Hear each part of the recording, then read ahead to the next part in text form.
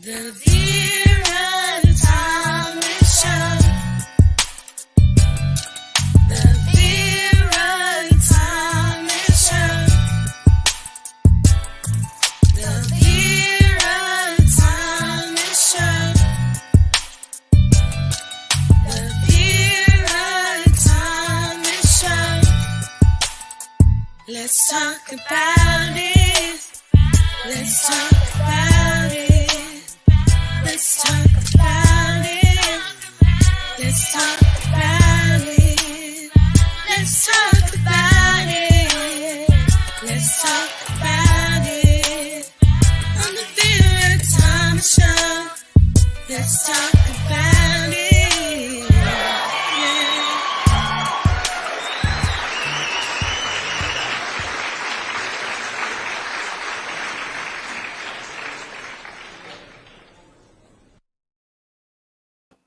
Hello, hello, hello. I'm excited. I'm always excited. I'm excited about my guest tonight. He is Dwight Parrish. We grew up together. How you doing, Dwight? I'm good. How are you, Vera? I am great, and I'm so glad that you are here. And I'm going to take a few minutes and share with our audience a little bit about who you are. Dwight Parrish is a retired customer service supervisor of one of the largest electric utilities in the United States. His team was responsible for serving the needs of customers to assigned territories across Ohio. He also represented the company as a member of its Speakers Bureau platform. He retired in 2018 after 38 years of service. In addition to his professional career, Dwight has served the community in the following capacities. He was president of the Stark State College Foundation Board of Directors, founding board member of the Northeast Ohio chapter of the American Association of Blacks in Energy, Eric Snow YMCA Advisory Board, financial literacy volunteer for Junior Achievement of East Central Ohio Incorporated, and Big Brothers Big Sisters of Canton. He has earned the following recognition: Stark State College Alumni Hall of Fame, Volunteer of the Year, Big Brothers, Big Sisters. Volunteer of the Year, Canton Area YMCA. Dwight has always had a passion for writing. Following retirement, he completed a creative writing course at Malone University and joined the Massillon Public Library Adult Writers Group. In June of 2023, he published his first poetry book, Sketches of Me, an unfinished poem. The book debuted as #1 new release on Amazon.com and made the bestsellers list. In November of 2023, he signed a publishing contract to contribute 5 poems for the Massillon Public Library Adult Writers Group poetry anthology, Writing Is. This book also debuted #1 new release on Amazon.com.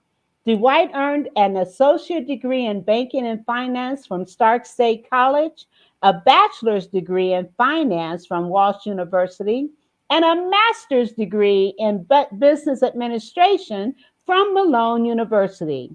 He enjoys writing, hanging out at the beach, listening to music. Dwight and his wife Cindy live in Northeast Ohio. They have 3 children, 7 grandchildren, and one great grandson. Whoa, you've been Oh, busy. not me. You've been busy. Well, listen, I'm going to give you the floor and allow you to share a little bit more. I know I shared quite a bit about you, but just kind of share your journey and how you've come to this point. But before you do, we do have a comment from Tammy Lee Williams. She says, so proud of you, Uncle Dwight. Yes. Well, thank you, Thank you, Tammy, for Tammy. listening. And now I'm going to give you the floor and let you just kind of share a little bit more about your journey. Okay, thank you. First of all, Vera, thank you for having me on your show. It's been a minute since we've seen each other. but I'm grateful to have this opportunity to be here. And my story, I guess, just starting from the beginning, I was raised in the church. My father was a minister, and my mother was an evangelist. And she was also a national recording artist, national recording or gospel recording artist. And she had back in the day, they had a television program here in Canton. It was Channel 17 at the time. And they had a weekly half-hour gospel singing and ministering program. So that's where I got my start. And so they brought me in and taught me about faith and going to church. And, back then, I mean, church on Sunday was 3 times a day. Yes. So, we'd get out of church in the morning and I'd go and try to get lost, before the afternoon program, but, it never worked. And No. so I was always brought back in, and then we had evening program. So it was a long day. And also back at that time, my mother and your mother, who had a radio program, there used to be a lot of singers that they would bring in, Shirley Caesar, a lot of singers on that circuit that they traveled. But a funny thing is, back when I was younger, before I entered high school anyway, I used to play the drums.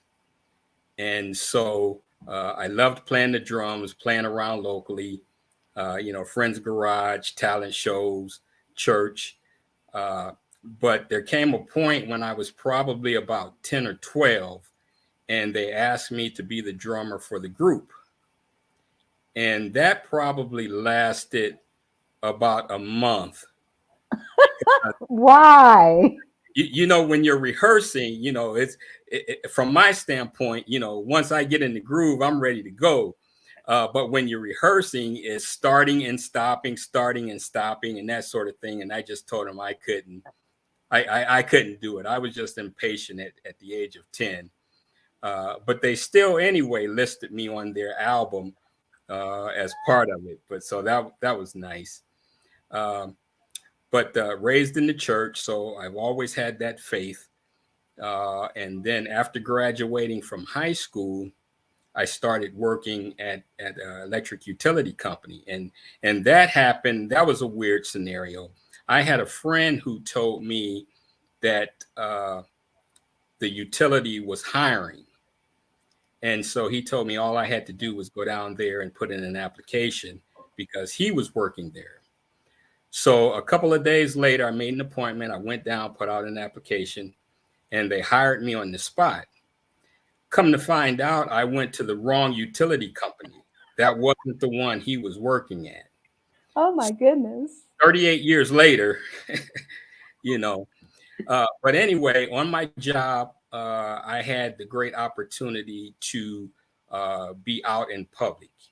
My job was public relations out in the community with any need that they had concerning electricity. But a major part of my job was speaking. And so I began to really like going out and speaking in front of audiences. And, it started out with like something like junior achievement. They asked me to get involved in junior achievement, where I went into, actually it was McKinley High Schools and several of the other high schools in Stark County. And I went in and taught financial literacy. And then, I became a public speaker for the company. So anytime communities, wanted to set up an event or something of that nature to discuss issues with electricity or around electricity or policies or rates or anything like that, I would be the one to go out.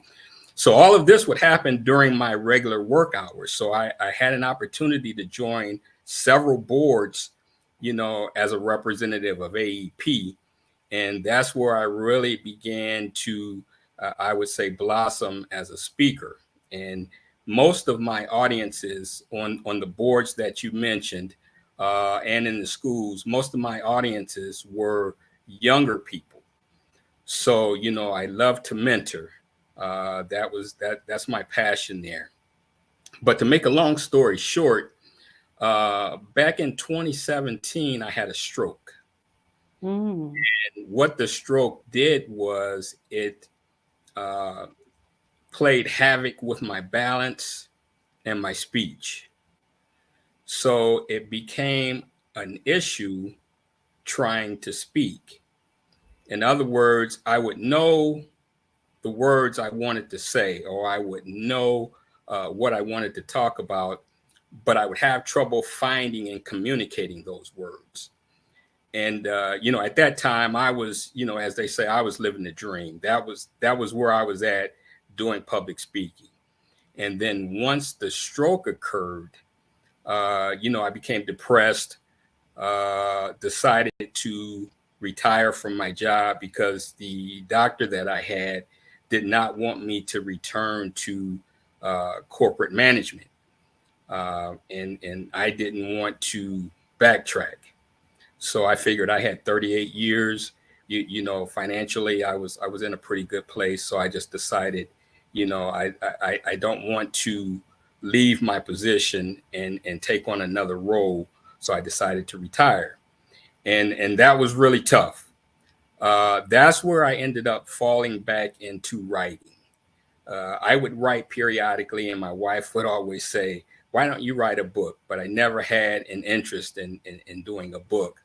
But once I retired and my trouble with speaking, I used writing as my voice. So that's how I fell back into writing. So it really took effect during COVID. I'm not working. I didn't have anything to do. I was frustrated. And so writing was a way for me to release my thoughts and get them out there and actually, get a good clue on what my thoughts were to analyze them, so to speak. So that's how I ended up really focusing on writing. But as I said, speaking was my main passion. And now I'm starting to get the voice back and starting to get, the language back. And actually, I had the opportunity to give the speech, the commencement speech for Stark State College back in 2017. And I had my stroke. Now, I had my stroke a week before I was to do the speech. And so during the MRI in the hospital, I'm sort of rushing the doctors. I had been planning this speech because my goal, my 5-year goal, had been to approach an audience of 250 in this organization that I was involved in, called Men of Honor. And it brought in 200 minority male students from Stark County schools. And we would have a conference every year, and I would sit on the panel, or I would be a leader, a facilitator in the breakout group. But I wanted to be the main speaker. They always brought someone in to be the main speaker. And so my 5-year goal was to be that main speaker, to address this group of 200 people. And then I get a phone call from Stark State at the end of that 5 years asking me if I wanted to do the commencement speech where there were going to be about 3,400 people. So, but during the MRI, which was about 15 minutes, I don't like enclosed spaces. So during those 15 minutes, that's how long my speech was. So I never opened my eyes, when I went into the machine or coming out, but I practiced the speech during the MRI. But I came out of the hospital on a Friday, and the ceremony was on that Sunday. And so I called my pastor and I explained the situation, and I asked for prayer because I couldn't find the words. I was trying to practice my speech and the words just weren't, they weren't flowing. But I ended up on Sunday, after prayer, I ended up on Sunday going to perform the speech, and every word came out clear. Which is a testament to prayer. Absolutely. That's how powerful prayer is. And I want to acknowledge our audience. Kathy, she says, congratulations and continued success to you. And then Jim and Pam Armstrong, they say you are a blessing to many and an inspiration to all. Oh Jim my was my goodness. boss when I was working. Oh my goodness. He Well, was my thank you boss. for being here and listening Thank you, to this Kathy and Pam. broadcast. That Yeah. is awesome. And again, the testament of prayer. People don't understand how Oh, powerful yes. prayer is. And here you are, just coming out of a stroke, and the MRI on that Friday, and then you're speaking that Sunday. That was nothing but God. That was Nothing. nothing but God. That is just That's right. amazing. And Absolutely and and amazing. as you talked about, you know, now immediately after the speech, and when I say immediately, I'm talking about like the following week, I could not order a sandwich at McDonald's. What? I could not get French fry out of my mouth. I could not say it. And Oh, so I was speaking clearly for just that day. You know, wow. it was just that day. And then I struggled, you Wow. know, had speech therapy and that sort of thing, and you know, just still Oh trying my. to feel my way back. Oh my. And then how Yes. long ago was that? That was in 2017? 2017, so 6 years ago. Oh my. Yes. Did they say what caused the stroke? No, they didn't say. And I guess I want to put a little plug in for men going to get checked out, get their health checked. Because actually, uh, I went 2 weeks knowing something was wrong. My speech was slurred. You know, on my job, when I would answer the phone, my speech would be slurred. My balance, I would actually have to think about putting my left foot forward, then my right foot when I walked down the street. But I waited 2 weeks. I waited 2 weeks until I finally went to the emergency room. And you know, if you go within a few hours, you know, they can reverse the effects. But once I had went in, you know, the blood clot had, you know, damaged that section of my brain, you know, that's irreversible. So, you know, So they definitely, say, but so look they at you say, now. look at me. Yes. So it's been quite the journey. It's funny because one of my granddaughters, she's 16, she's a junior in high school, and she's sort of my co-partner in crime. She actually has a poem in my book. And we were talking day before yesterday, and we were talking about career goals and what she wanted to do because she's involved in a little bit of everything. And so, you know, I started talking about, you know, finding a career that you love, Yeah. and don't depend on money to be the biggest motivator, because it's not. You know, And find a career that you enjoy, and as they say, you'll never work a day in your life. Uh, absolutely. so I was talking Absolutely. to her, and I was saying, you know, boy, you know, I loved what I did. You know, I probably wouldn't have been writing poetry.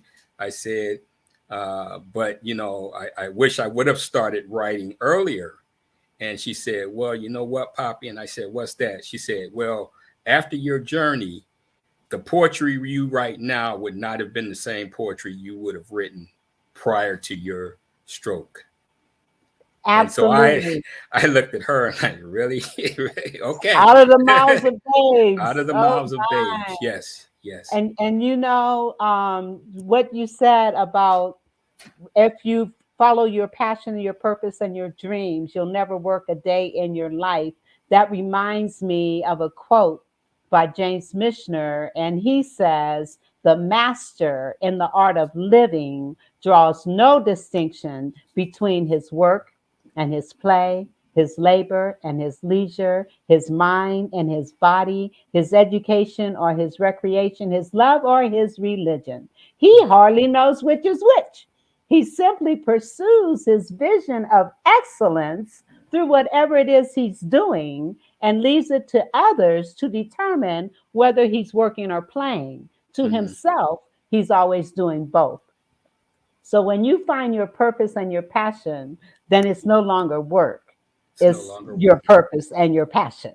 Exactly. So that's Yes. amazing. And Yes. see how God has just brought you through some difficulties. And the point that you made, men, not only men, but women as well, don't be so hesitant to go to the doctor. Okay, I'm hearing feedback here. Are you okay? Don't be so, ooh, you hear it? Yeah, I hear it. I don't know where, okay.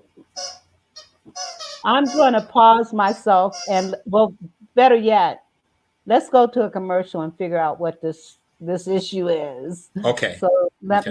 let me go to a commercial. Let me introduce you to ChatBridge. It's a revolutionary new solution for getting great results from your online networking.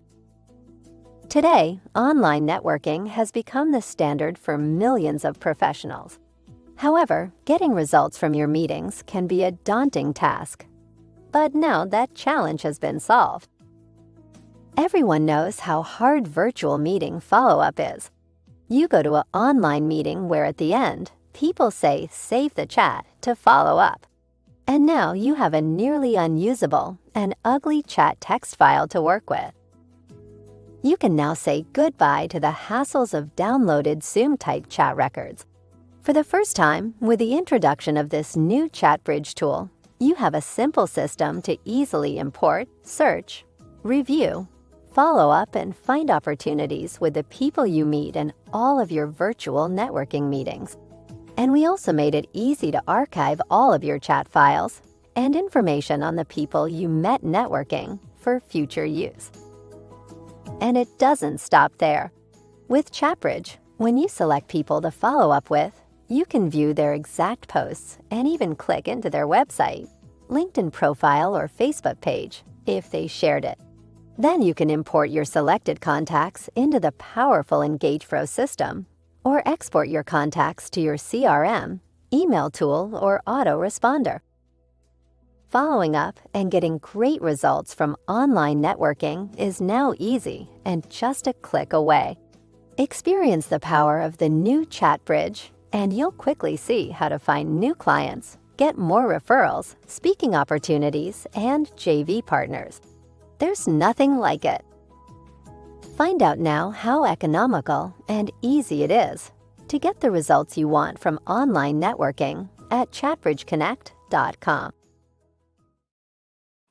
ChatBridge Connect. Let me tell you, this is amazing.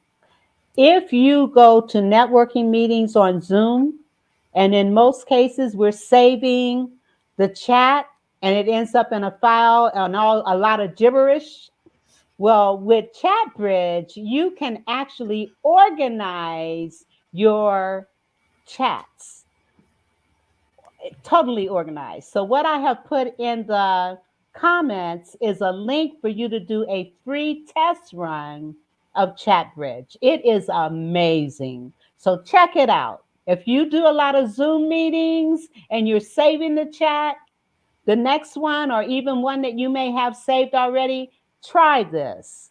Again, this is a free test run of ChatBridge. Now, we also have a couple more comments that came in. Lynette, she says, hi, cuz, I'm happy to join the session. And I guess that squeakiness has stopped. Yay! I'm glad Okay. it did. Okay. Yes. So I'm Hey, glad we went cousin. on.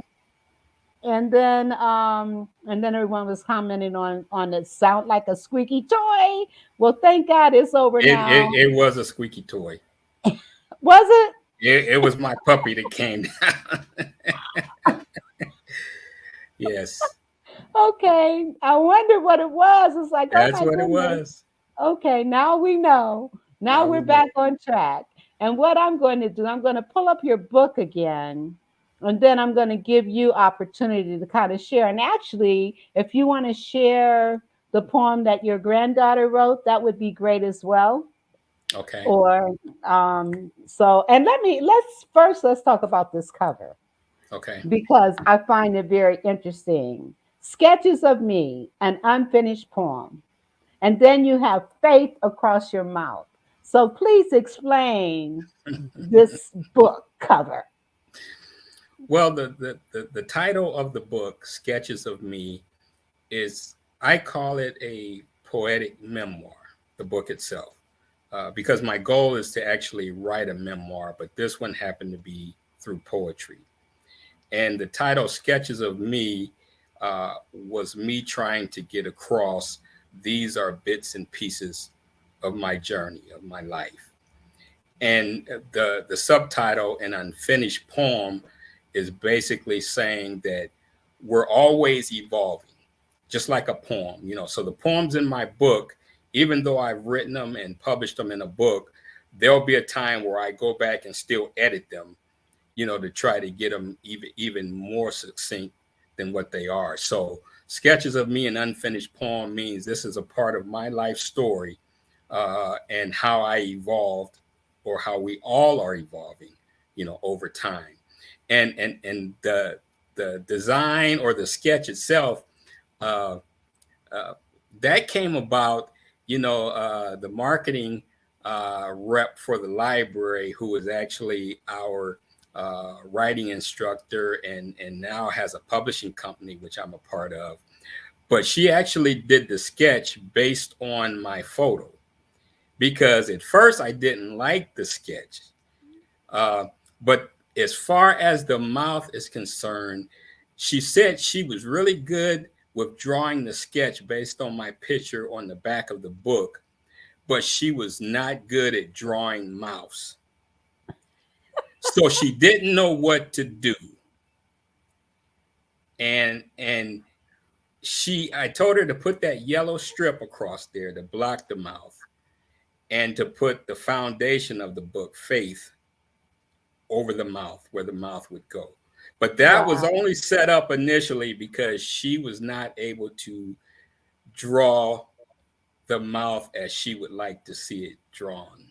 Well, I think having faith across your mouth is very representative of your life, Yes, it and is. walking by faith and not by sight. Yes. So we're ready to hear some of your work. Okay. The poem you mentioned, the way I write, I guess, let me say this.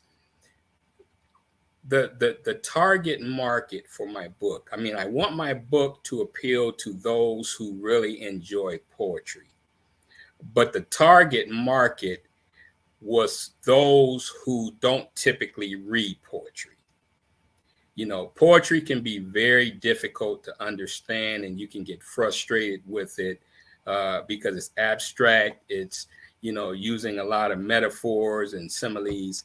And so I try to write it in a way sort of like the spoken word, where you understand what they're talking about. Because when you start reading poetry with all the different traditional forms, like sonnets and that sort of thing, then you get caught up in trying to understand what the meaning is. And so I wanted the words to evoke some kind of emotion. I mean, whether you don't like it, whether it makes you feel happy, whether it brings back memories, but I wanted to appeal to an audience who typically don't read poetry, and to get them to enjoy poetry, to see how it can move you, one way or the other. And so the style of poetry that I write is either traditional rhymes or what they call free verse, where there are no rules. And poetry, you're trying to tell a story in as few words as you can. And also, you want to, how do I want to say that? You want to make the familiar unfamiliar. In other words, if you're talking about, say, love, you don't want to talk about it in the general sense. You want to use metaphors to bring in, to help describe what you're talking about. If you're talking about somebody running, you don't want to say he ran. You want to just describe it. His chest was going in and out. His legs were pumping. His arms were moving. So when I use free verse, there are no rules. You just present a story and use the words to make the impact. Awesome. So in this book is traditional rhyming poems, what I call Hallmark poems, and free verse. So the one that my granddaughter wrote is free verse, and she comes over a lot, and we talk a lot. And our journey as far as discussions began when she was like 6 years old, in terms of us sitting down having long conversations, because I asked her one day, what did she want to do that summer? I was asking all my grandkids where they wanted to go. You want to go to the beach? Do you want to go to an amusement park? What do you want to do? And she said, you know what, Poppy? I just want to go somewhere quiet and think.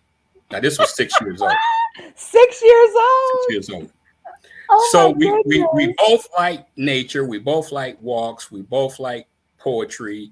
We both like music. And we love to talk. So that kind of gives you the background on this. Now, is she your oldest granddaughter? No, she is actually the youngest, next to Okay. the youngest granddaughter. Okay. And, she wrote this poem after I had my stroke. Okay. Okay. So the poem is called Endless Thoughts. On behalf of my Poppy, despite all of his difficulties, I still look up to him in regards to the way he got past his difficulties.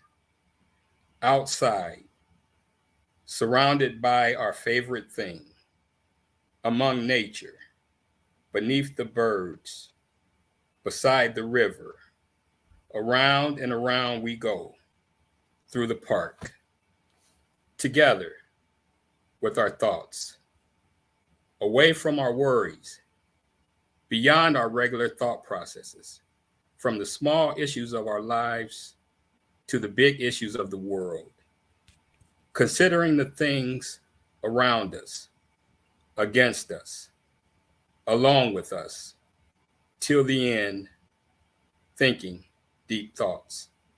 And she was 14 when she wrote that one. Yeah. Wow. So, Wow. but that's my partner in crime. When I have book signings, she comes to the book signing. She does my photography. She's into photography. So she does my work there. And she's 14? And, she's 16 now. Okay. She's 16 now, and she just started driving. So, is she thinking about writing a book of poetry herself? Well, she's written books, that she's kept around and let me read when she was probably 12, 10 or 12. Yeah, she creates characters and, that sort of thing. She recently, this past summer, she won a state championship for a program called DECA. And her responsibility was to identify a small business in her area and go in there and identify a problem that they're having and come up with a resolution. And so she did that with the little small, I think it was a hot dog place or something like that. But she did marketing for them, photographing, put them online. And so then you have to go down to Columbus and present it to judges, and they judge your presentation. And so she was one point from going to nationals. Wow. But she did win the state. Yeah. That is I want her on my show. Yes. I want her on my show. Yes, Carla, she says, wow, amazing. Yeah, I am serious. I want her on my show. And then Carla also says, I love the free verse. Awesome. Mm-hmm.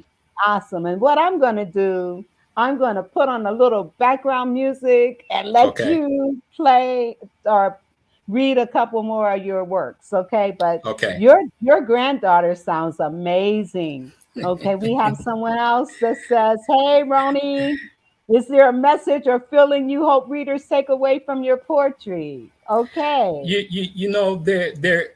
There isn't a specific feeling. I just want them to feel something. Like I said, whether it's, and I don't want to say pain, but I want it to evoke some sort of emotion. Absolutely. That's what poetry does, but I don't have a certain way I want you to feel. I want you to feel whatever you feel.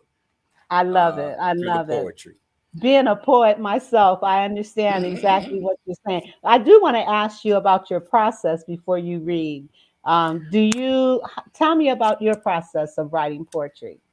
My process is that I don't have a process.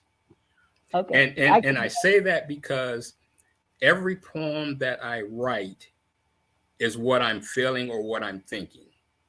And so I don't sit down to write a poem. It just comes. I could be watching the news, or there could be something that happened that particular day. And a lot of the time, my wife can attest, I will wake up in the middle of the night with a thought and jot it down and then expand on it, later in the day. But none yeah, of my poems, and I always tell people, I can't sit down at my desk and say, okay, I'm going to write a poem about this tree. It just comes to me. That's yeah, the only time I write. I mean, I yeah. write something every day, but the only time I will sit and write a poem is when I'm thinking about something, Yes, you I'm know. the same So way. yeah, I'm so excellent. that's my Okay, process. so I'm going to shut up. I'm going to get off the platform and I'm Okay. going to give you an opportunity to share some more of your work. Okay. Uh, this next poem, and it's basically the backdrop is Skyline Terrace, and Vera, you probably remember Yeah. it as Highland Park. Mm-hmm. And our church partners with Skyline Terrace because we're right there in the neighborhood. We're right in the middle of the apartment, which is, for those listeners who aren't aware, is it's an apartment complex. And uh, I grew up on the southeast end of Canton. And I don't want to get on my soapbox about the southeast part of Canton, but the southeast part of Canton is the only quadrant in the city of Canton that doesn't have fast food restaurants, grocery stores, pharmacies, And you let's know. talk, yes, let's talk about that for a minute because Yeah, growing up, that area was flourishing. Cherry Avenue. It had black businesses, a funeral home, a pharmacy, churches, stores. It had everything. And then they made it a model city, came in, totally wiped out the community, put a bridge, and scattered the black community. And scattered. Yes, it was the hub of the It black was the community. hub. As Tennessee you restaurant. mentioned, we didn't have to go downtown for any hotels, restaurants, barbershops, skating rinks, Everything. everything in one strip of land. Yes. And then when Route 30 came through and the overpass, like I said, it just disseminated the area and it never recovered. Never There recovered. is one lone gas station which the folks there in that area use as a mini grocery store, a gas Right. station now, and they Right have down at one the other small bottom. store right at the Right. base of the hill. Right. And And so, oh, go ahead. also, Skyline Terrace used to be called Highland Park. And it was at the time that it was built for middle class African Americans. Oh yeah, yeah. At the Remember that? time, At the time, it was now now, it's low income. But you're right, because I remember when they first built it, and my mom yeah, said, "Boy, I would love to live there." They were like yeah. condos. Right, Yes, exactly. And now, yes, and yes. everything, I mean, I have my pet peeves about Canton, Ohio. I don't ever want to go back, but there are people doing some wonderful things in Canton. Now, Ted Absolutely. Knight, he says, cuz there are a number of poems that reflect members of our family or experiences with those families. Can you mention any of those inspirations and why you chose them? Yes, he's when we were growing up, and Vera, your church was right in his neighborhood. He lived Yes. on Sherrick Road. Okay. He lived where the Southeast Community Center is. Okay. And next to their field was a vacant lot. And when we were young, he received a chemistry set for Christmas. And with this chemistry set, he told me that he was going to build a spaceship with a chemistry set. Okay. Vera, I rode my bike over there every day looked at his plans. We were in the field next door. He's 3 years older than I am. Uh-huh. I looked at his plans and I waited, and especially during the summer, every morning I rode my bike over there because I was saying, you're not leaving me, when you go up in this spaceship, That's funny. and it's funny, he's been an inspiration. I can recall when I was going for my master's degree. The first course I had was a statistics course. Oh. And I hated it. And I couldn't grasp some of the concepts. And I remember calling him, and he got out his old books, and he explained it to me. And then I ended up getting an A in the course. Oh, right. And statistics is hard. And statistics is hard. So I always say in my mind, I don't know if I've ever told him, but I always think, you never took me to space, but you did help me reach higher limits. That's my cousin Ted. Yes. But I'll read the poem he's talking about. Okay, okay, great. I'm going to put you on by yourself, put on some music, and let you go for it. Okay. The poem is called Just a Poet.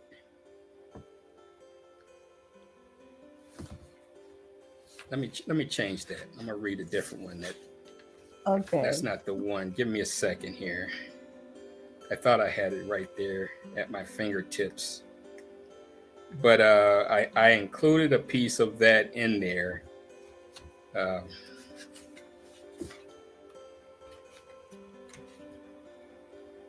poem is titled "A Poem About Me." Okay. No one has written a poem about me. I dream of flying. I steal apples from trees. Make slingshots out of coat hangers. Knock on strangers' doors and run to the back of my mind, wondering how come. A promised trip to the moon from my grandmother's granddaughter's son, who planned to build a spaceship with the chemistry set he got for Christmas. Ain't that poem worthy? No.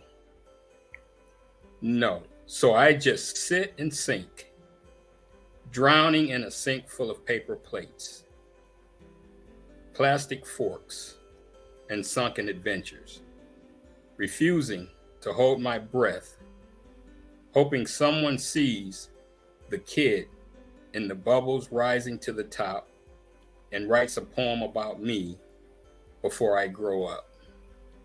Love it. But several poems in there, actually a whole chapter about family. My father was blind, and he lost his eyesight due to a construction accident and cataracts. But I don't recall a time that he wasn't blind. Now, I see pictures of us together when he wasn't, but I don't recall any time. And so it was my role every day to meet my father at the bus stop. He used to work at the YMCA, and I would have to walk him to the bus stop early in the morning, maybe about 6:30, help him get on the bus. And then once he came home from work, it was like 6:15. So no matter where I was or what I was doing, I had to meet him at the bus stop to get him off. And so everywhere he went on Saturdays was bill paying day. And so I would ride on the bus with him downtown, and he knew all the judges and the merchants and the lawyers and the store owners. He knew everybody because he was blind, and they would see his white cane with the red tip. And so I went away to school. When I left junior high school, I received a scholarship to attend a prep school, Western Reserve Academy. And I went away to school where I stayed on a college campus all school year. And I came home one summer because he had bought a car for me. And when I turned 16, we didn't have a car. He was blind and my mother didn't drive. And so, now that I had a car, I was the family chauffeur, of course, and I drove him everywhere he needed to go. So one day we were driving in the car, and he asked me why I decided to go this particular way. And so, I stopped the car and I said, "How do you know which way I'm going?" And he said something to the effect of, "Well, you've made 2 left turns and 3 right turns, so we ought to be at about Cherry Street about now." Oh my But goodness. that's how his senses were. Wow. And that was the first time after all that time, because I used to take him down to the grade school, Allen School, to vote. And I would go in the booth with him. He was very big on voting. When I turned 18, I told him I wasn't voting. That's the longest lecture I ever received from him. I bet. But I would go in. Back then, you had the curtain. You went behind the curtain, and he would ask me to read the candidates off, and I would read the candidates off. And so he would ask me, "Well, what do you think?" And, I picked Tom Jones because I remember that name or something. And either he would agree or not agree. But he always let me be a part of the process. But I took him everywhere. And so, when we would go downtown on the bus, he would tell people, he's my eyes. And my little chest would stick out. I was so proud because I was the one taking him around. And so that day in the car, when he asked me which direction I was going, and it stunned me, that was the first time in my life that I realized he never needed me to guide him around town. Wow. I never thought about him being downtown. Okay, I get him on the bus, but what happens when he gets downtown? He has to cross the streets, and of course there were always people downtown that would help him and guide him. But he was just trying to teach me how to be responsible. But it just stunned me. Vera, I slammed on the brakes. How do you know? And after that, he would guide me to Michigan, wherever I needed to go, and he was with me. Wow, that's amazing. Your dad was an amazing person. I remember your mom and your dad. Yeah, oh my goodness. He was my hero. I had a lot of mentors growing up, but he was the only hero I had. Wow. So I do have a poem that I wrote about him. Okay. And this one is a traditional rhyming poem. Okay. And it's called Perfect Vision. Ever since I can remember, my father had been blind, but never heard my dad complain, not once at any time. I'm sure he had his moments with the fact he couldn't see, but the way my father lived his life has always impressed me.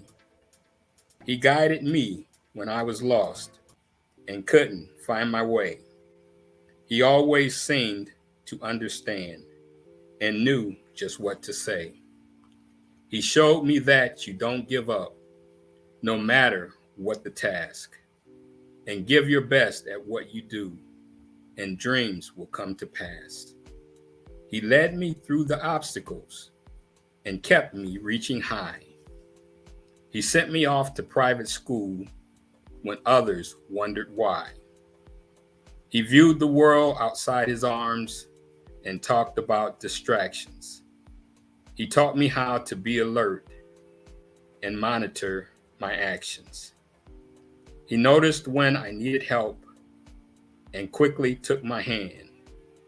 He knew just when the time was right to let me be a man. So when I say my dad was blind, don't think something was missing.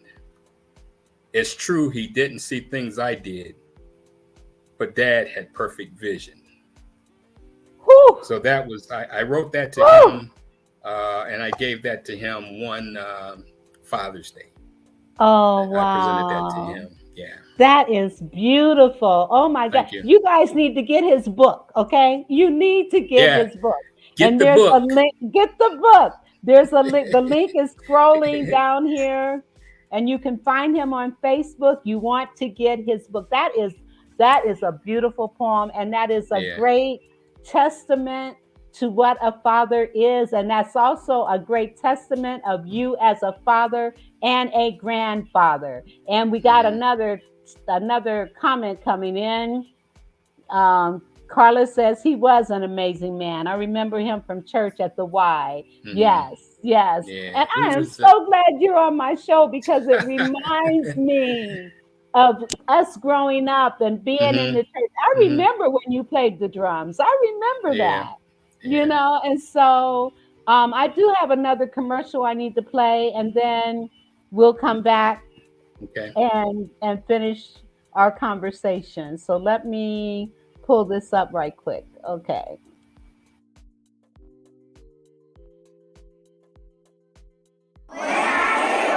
To accomplish a task. There's no need to ask.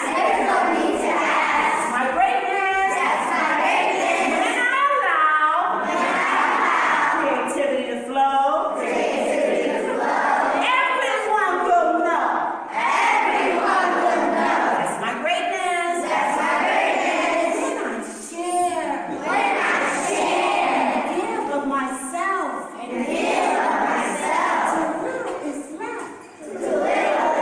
That's my greatness. My greatness. Need not compare. Anywhere.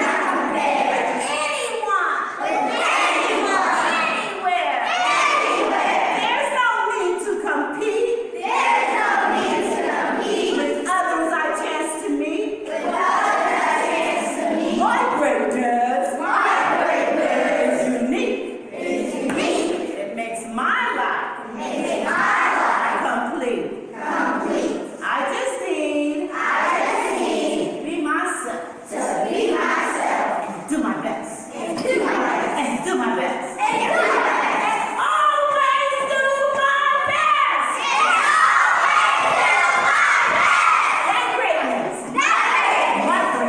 My greatness. Greatness. My greatness. Will stand the test. All right.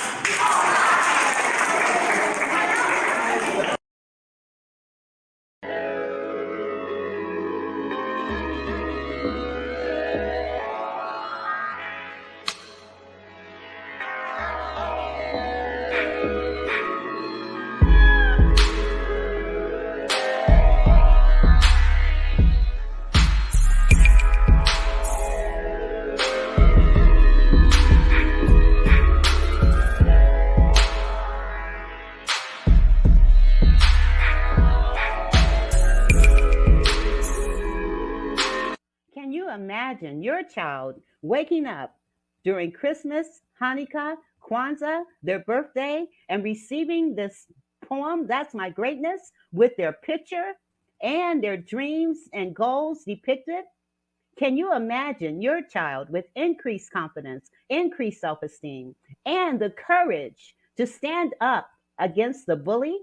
Can you imagine your child feeling so grateful that you gave them such a wonderful, unique, personalized gift? Just imagine.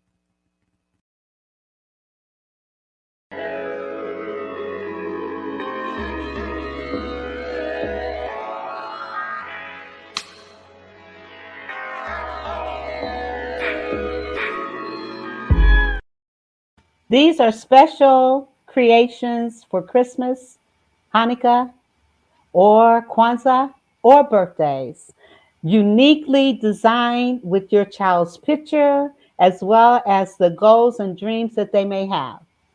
If you are interested, let me know by DM by doing a DM on Facebook or contacting me or even just completing the questionnaire that I put in the chat. Again, a Christmas gift or any gift that will never be forgotten and always cherished. Again, that's my greatness. That's your greatness. Yes. Okay. All right. So, all right, I do have one more that I need to share before we continue this. So let me do that right quick. Let me find it. Okay. Mama Knows creates high quality products that are available to be used on multiple textures of hair. Her goal is to bridge the gap to stop people from having to use multiple products because of families with multiple hair types. Her products are currently being used on men, women, children of all ethnicities. Mama Knows products are available at www.mamaknowsproducts.com. That's www.mamaknowsproducts.com.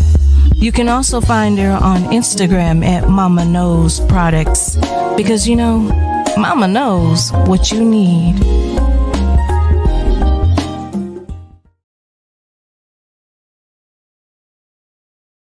Products.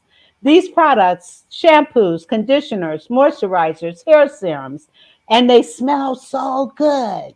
You want to check out Mama Knows products. And these products are for all ethnicities. So boys, girls, females, males, and all races. So you want to check out Mama Knows because Mama knows what you need. All right. Now we got another comment coming in. Let's see what they're saying. And okay. Okay. So this is Morrison. Cherry Avenue Southeast, Golden Age of Black Business in Canton, Ohio. Yes. And Nadine McElwain actually did a book about Canton's history. Mm-hmm. And Charmaine just put it in the chat. So you can check out that book as well. Thank you, Charmaine, for doing that. Yes. Okay. Well, listen, we've got 2 minutes. I'm going to give you the floor and let you share final words. I want to thank our audience for participating in this conversation. And this will be an evergreen podcast that will be on every podcast platform as soon as I upload it. And I will be doing that today. So I'm going to give you the floor. I'm going to and let you wrap us up. And I just want to say again, thank you, listening audience, for listening.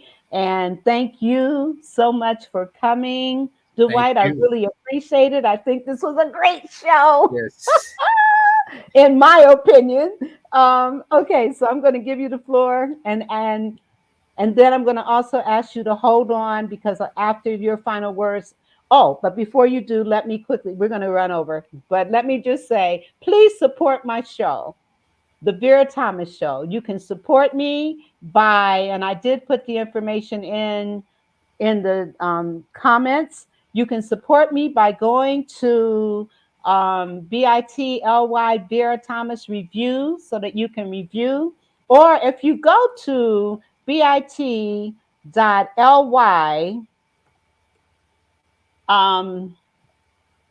/Vera Thomas, you will be able to see all the links where you can support my show. So please, I'm going to ask you to do that. And in the meantime, I'm going to give you the floor now and let you wrap us up. And I'll put that in the information in the chat. Okay.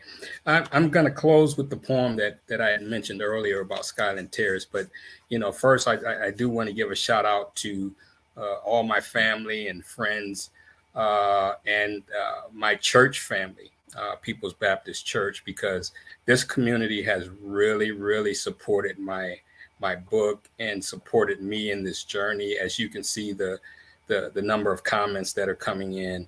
So I just want to say I love you guys, and I definitely appreciate the support. This last poem we mentioned about Skyland Terrace, and this is in the section dealing with race in my book, and it's called Abandoned Tracts of Land. When I look beyond these here walls, I see things that I just have to share. I grew up in a part of the city that's lacking attention and care. I don't see anywhere to buy medicine. I don't see anywhere to buy food. Yet some have the nerve to inquire, just why are those people so rude? When I look beyond these here walls, I see remnants of family and friends, but I also see faces of strangers seeking shelter from very strong winds. I see the despair of the people who struggle with life every day, but I've seen them encourage each other as they go about finding their way. When I look beyond these here walls, I see men who were stripped of their pride. I see some who display their addictions, while others prefer just to hide. I see some that I used to play ball with. I see some who have been in my home. I saw dreams that we chased as a kid disappear when we found ourselves grown. When I look beyond these here walls, I see girls who are caught in a bind when they wander in search of affection and end up with someone confined. But their beauty will always be present, and their worth to the world remains high. The failures that cause them to fall are the failures that teach them to fly. When I look beyond these here walls, I see 400 children at play. I see some unaware of the danger that lurk in the places they stay. Some have the skills to be bankers, and some will be good with their hands. But all can achieve their desires if others will just lend a hand. When I look beyond these here walls, I see one thing that's perfectly clear. It's a world that is so far away, yet a world that is so very near. There is nothing I've done on my own to escape from the view that I see. When I look beyond these here walls, I see people who look just like me. Woo! I have to comment.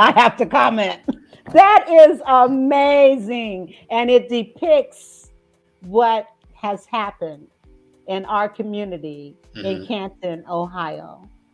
And there's so much more I could say. You're going to have to come back because I want to talk about that. We definitely need to talk about this. And we have another comment before we end. And she says, thanks, great show. So happy you both can get to do what you love. Thank you so much. Thanks, Thank cuz. you so much. And please give me a review. Go to that link that I just put in there and give me a review. I would love it. Okay. Thank you again. I'm going to have you come back. And this was amazing. I want to talk about what has happened to Canton, Ohio, because it's a devastation. It's sad what has happened, but we don't have time to talk about it right now. That's another story. So that's a whole nother, that's an hour story by itself. But thank you so much for inviting me on. This has been fun. You're welcome. Thank you. And please hold on. Don't go anywhere. And again, to our listening audience, speaking of which, I do have to say this. Next, on Thursday, we have another Ohioan that's going to be here. He is a renowned, as a matter of fact, let me just play this right quick before we go, and then I'll end my show, okay?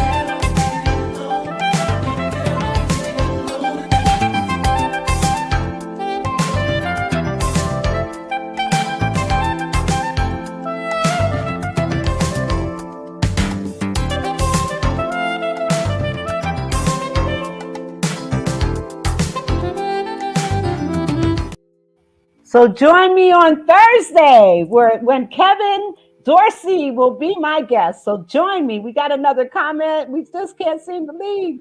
Okay. Denise says, congratulations. Thank you very much. And Thanks, he Denise. also says, I enjoyed the show. And Jim says, great show. Loved it. Well, continue to watch, please. All of you, continue to watch. All right. Don't let this be your last time. All right. Well, listen, thank you again. I'm looking forward to you coming back. And we will continue our conversation with Canton, Ohio. Until then, I'll see you all on Thursday. Have a great evening and a great remaining week. The Vera and Tommy Show. The Vera and Tommy Show. The Vera and Tommy Show. The Vera and Tommy Show. Let's talk about it. Let's talk